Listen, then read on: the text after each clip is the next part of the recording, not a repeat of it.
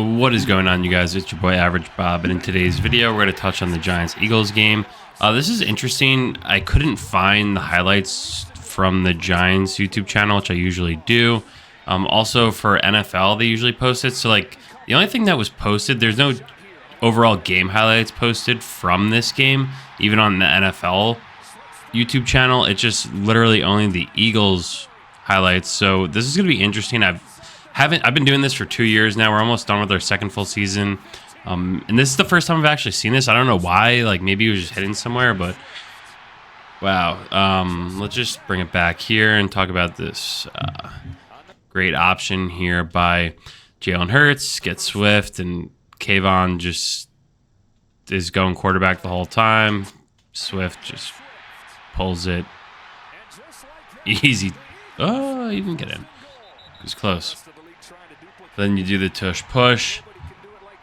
I'm just sick of losing to the Eagles, and maybe I'll just talk over it. I don't want to talk about how great the Eagles are this entire game, but hey, Mason Crosby straight from the couch, putting home a 52-yard field goal. But yeah, I'm just so sick of losing to the Eagles. Now it's going to be a thing every single time we go down there that it's been 9 years, and I guess it should be a thing, right? Because it's a larger cultural change and shift that needs to happen to get to a point where, every single time you go down there, you're not getting your ass kicked and losing in embarrassing fashion. Last year the Giants lost to the Eagles 3 times. This year it's definitely going to be twice. Because what are the Giants going to be able to do or change that was so different from this loss that happened last night?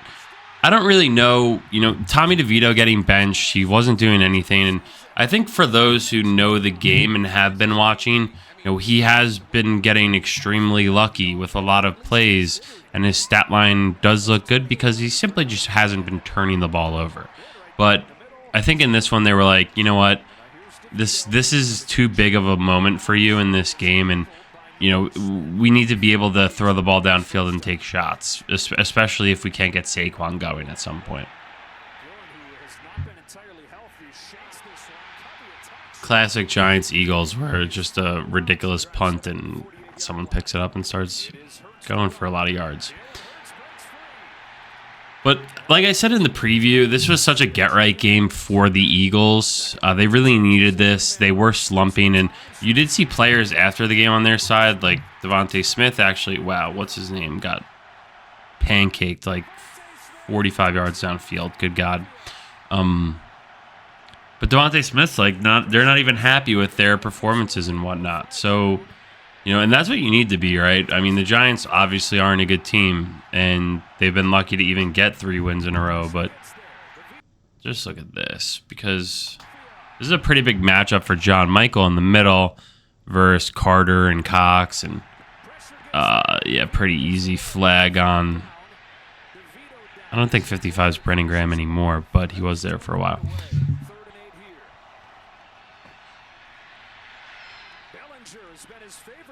Yeah, next thing you know, you're down 17-3. Haven't really done anything going in. Oh, man. Let's see what we can see here. So let's look at this formation quickly. I don't know if it looks like Bellinger's at tight end up top. And Slayton also there trying to block. It's just Bellinger gets beat across his face. Oh, no, here we go. This is actually a good angle for this, guys. I'm so happy that they showed this. So here we are. We have Bellinger, and Slayton is just right off the tight end's ass. It's either they got to combo this to this backer, and 68 or, they got to push through to this backer. But this is going to be an ass-kicking film, because here you go. You got 2 guys for 1 guy, and neither of them even block him. Seems like it's honestly, because everyone's going this way. Maybe it's a design cutback, but either way, where Bellinger's not going anywhere. And this is what sucks. Why do you want to pay Saquon if you can't figure out how to ever use him the right way, or just give him time to make plays? It's just gotten to a point where I don't know how you could they didn't trade him at the trade deadline, which would have been fun to see him on the the Ravens or even the Chiefs, right? He would fit into both of those offenses. It's great, and or the Bills too. Like, be just an amazing weapon for them. But I don't know exactly what the future is going to hold for him because there's so many issues here that need to be fixed. And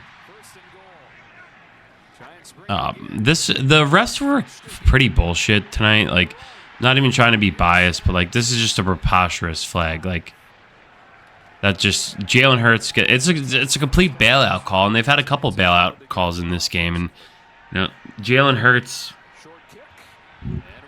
made a stupid play.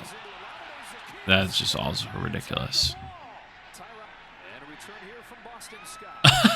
Number 13. Good God, dude. Oh my God. They're lucky they have a 17-point freaking margin to where you do dumb shit. But similar to, when the Eagles were in the Super Bowl last year, right, guys? You fumble it off your own leg and they take it back for 6. That margin starts to get a little bit tighter. So stupid, dumb turnovers like that, you have to change, whether you're the Giants or the Eagles and the tush push. I mean, it is funny. Like, it's kind of laughable, and I respect it a little bit because it's so unstoppable. But when the Giants try and do it, they like lose 3 yards and half their team would get hurt. So it's just like, not everyone could do it. I don't know if you should outlaw it. I think it should be like, fucking stop. Figure out how to stop it. Wow. This is what you got to do. Look at the guard here coming up. You got Lane Johnson at right tackle, just blocks 94 out. Then you got the guard in center, just 2 right here. And then you get the guard just goes right up to the linebacker. Boom. And you get a lane for 13 yards on first down. Something that the Giants have always struggled with. I mean, A.J. Brown took a little bit to get going in this one, but he'd get going at some point. He's pretty good. I do love his constantly getting in fights. It was like Goddard kind of just fell down a little bit.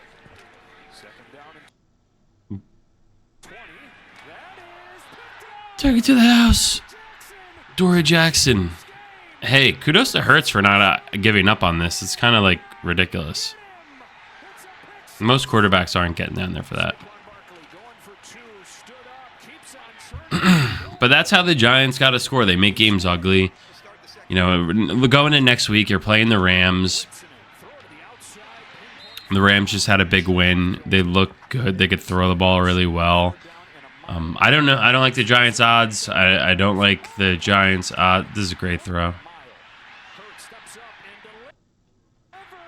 That's a great throw by Hurts, just dropping it over the top.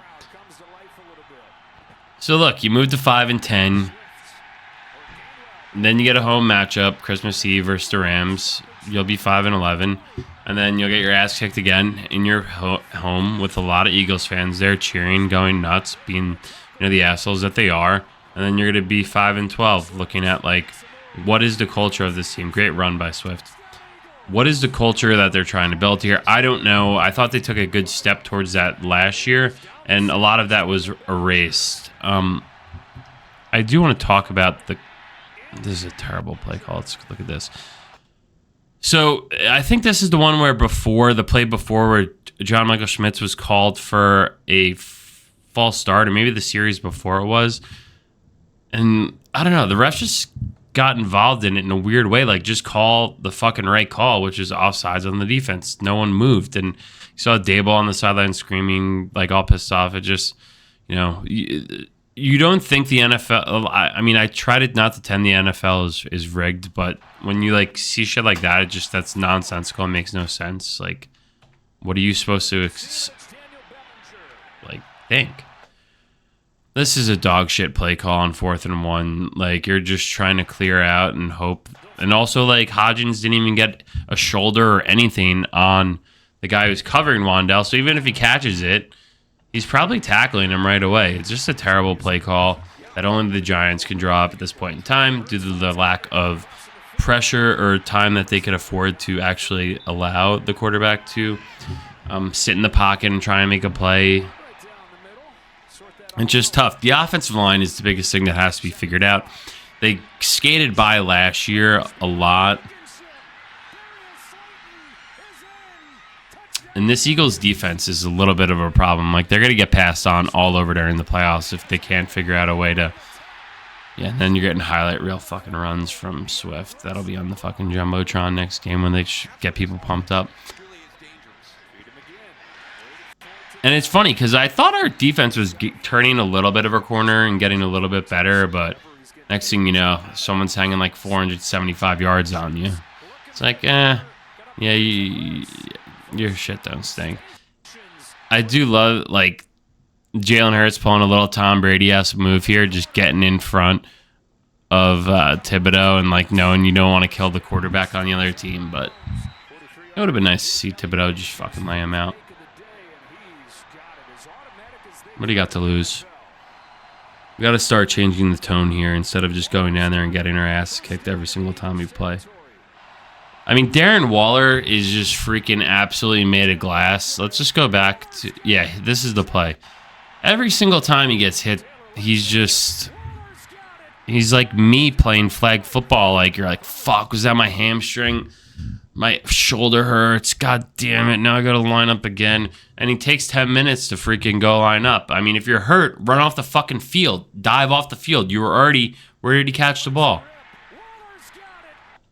He's like 4 steps from getting out of bounds. If you're fucking hurt, run off the field instead of being a dumbass about it. Like, I don't know. That's just shit that happened. But it never should have even, got to that point. Also, I mean, there's PI here at, like, who is it? Saquon here in the back of the end zone. Watch us on the right. You're just getting shoved to the ground. You don't get much call. When your team sucks, you really don't get any calls. But it's just tough when you lose your fucking, whatever, 9th or 10th game on the road. Sirianni, that guy's a piece of shit. And I hope we get to see his tears at some point during the playoffs. But, here we go. We got another game coming up versus the Rams, and I don't see a path to victory, especially with Kyron Williams looking as good as he is, Cooper Kupp, Puka Nacua, and then, you always got Donald on defense too. So anyway, I wish it was a little bit more positive here. Tyrod Taylor did everything he could do to the best of his ability, but, I think between Jones, DeVito, and Tyrod Taylor, there's one glaring thing that needs to be changed, and the quarterback position has to be addressed first and foremost, along with the offensive line. Actually, I would like to see the offensive line go first and foremost so we can maybe figure out how to run the ball again. Also, then whoever we end up inevitably throwing into the quarterback role could have more than 2 seconds to try and throw a pass. Anyway, that's the rant for today's video. Hope you guys had a Merry Christmas. Thanks for watching.